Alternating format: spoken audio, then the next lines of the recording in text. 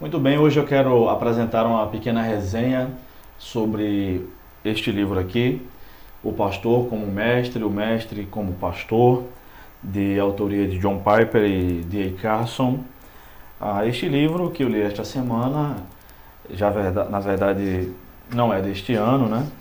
Este livro é um pouco mais antigo, é de 2014, mas eu só tive a curiosidade de lê-lo recentemente e tem me servido muito. Este livro foi muito interessante, achei oportuno recomendar para vocês. A obra é dividida, tem uma pequena introdução, né, de um dos organizadores de um evento. Esse livro é fruto de um evento, uma palestra que Piper e em seguida Carson ministraram num seminário lá nos Estados Unidos. E tem uma pequena introdução de um dos organizadores. Piper escreve, depois Carson escreve, e em seguida um pequeno resumo sobre a obra de cada um dos dois, a vida, enfim, a ascendência de cada um dos dois, tá? Então, na primeira parte, o pastor como mestre, Piper escreve muito bem e ele diz como desenvolveu a ideia de escrever e de pregar e de tentar viver com a ideia de que tudo deve ser feito para a glória de Deus e que Deus é mais glorificado quando somos mais satisfeitos nele. Na verdade, nós que estamos acostumados a ler Piper, sabemos que esta é a tônica em todos os seus livros, né? Todos os seus livros, às vezes até um pouco cansativo, né? Mas esta é a tônica do ministério de ensino do pastor Piper.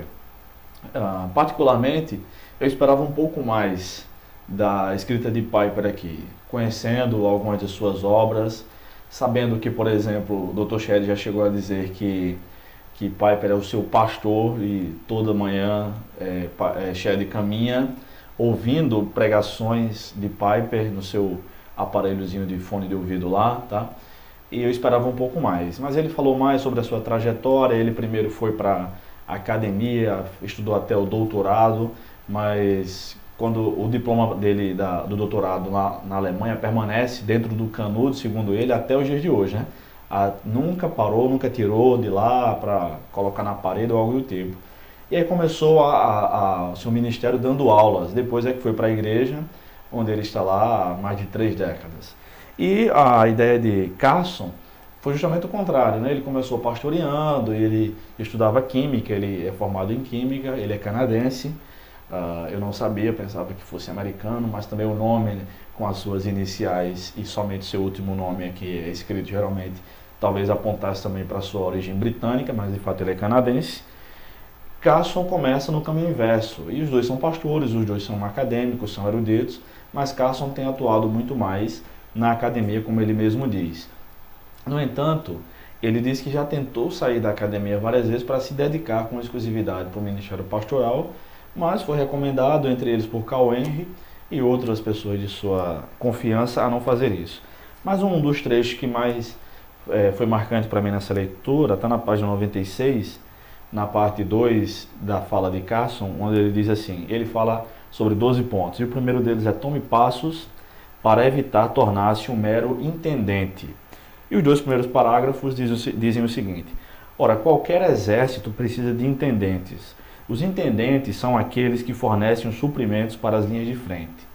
Dê honra apropriada àqueles que se dedicam a preparar e a equipar com livros, treinamento, cursos, exemplo e respostas de perguntas aqueles que estarão nas linhas de frente. Contudo, é possível escrever volumes eruditos sobre apologética sem defender realmente o evangelho no mundo atual. É possível escrever comentários sem lembrar constantemente que Deus mesmo está presente e se revela mais uma vez ao seu povo por meio da sua palavra.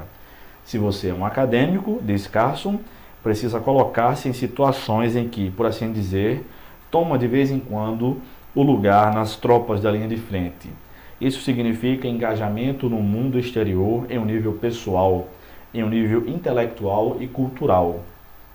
Significa trabalhar e servir na igreja local, significa engajar-se na evangelização, evite tornar-se um mero intendente. Essa teologia do gabinete, da igreja, do púlpito e do povo que Carson faz alusão aqui, é verdade. Às vezes nós estamos muito envolvidos meramente com a academia, mas é necessário também envolver-se com o trabalho na igreja local, com grupos de evangelismo e, enfim, com botar a mão na massa mesmo. Esse é um conselho que eu sempre dou para os meus alunos seminaristas, tá? Estou dando para vocês agora. Ele fala também sobre a necessidade de reconhecer os diferentes dons, né? É interessante que eles assim reconheça alegremente que Deus distribui diferentes dons entre mestres pastores, como distribui diferentes dons entre outros grupos. Alguns serão capazes de ensinar e escrever, mas não de pregar. Outros serão capazes de ensinar e pregar, mas escrever pode ser um desafio. Alguns serão excelentes escritores, mas perfeccionistas, de modo que sua produção é pequena, mas esplêndida. Aqueles escritores que só escreveram livros muito volumosos, mas escreveram poucos livros, tá? Outros são mais descuidados, mas são popularizadores dotados.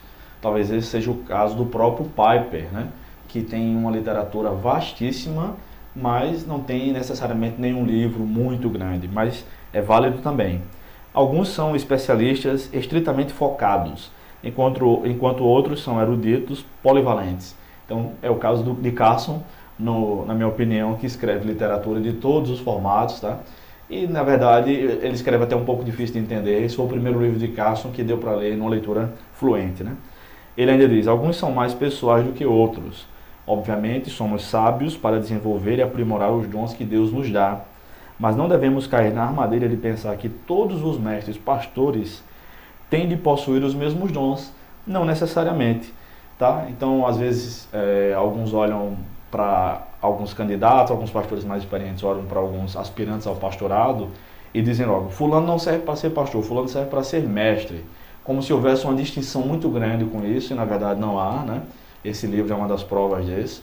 E Efésios 4:11, de onde surge a ideia do pastor-mestre, o mestre-pastor, mostra que para ser pastor tem que ser apto para ensinar, né?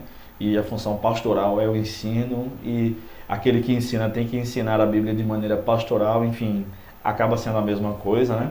Mas mesmo entre os pastores, há pastores com diferentes dons, que Deus chamou para realizar tarefas distintas, tá bom? E ele ainda diz: como a inveja pode surgir entre os pastores, também pode surgir entre os mestres.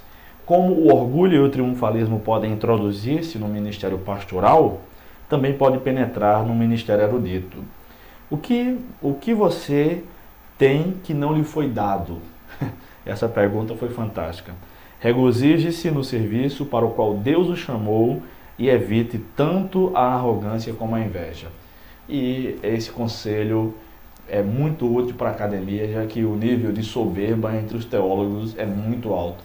Eu convivo com teólogos todos os dias da semana, e eu mesmo sou teólogo, e eu sei como este campo do saber, como a gente é vaidosa nesse meio, só porque sabe uma palavra ou outra mais na língua original, enfim. Esse não é o perfil de Jesus Cristo. Mas eu quero deixar essa indicação de leitura para vocês. O pastor como mestre e o mestre como pastor, é da editora Fiel. Um abraço e até mais.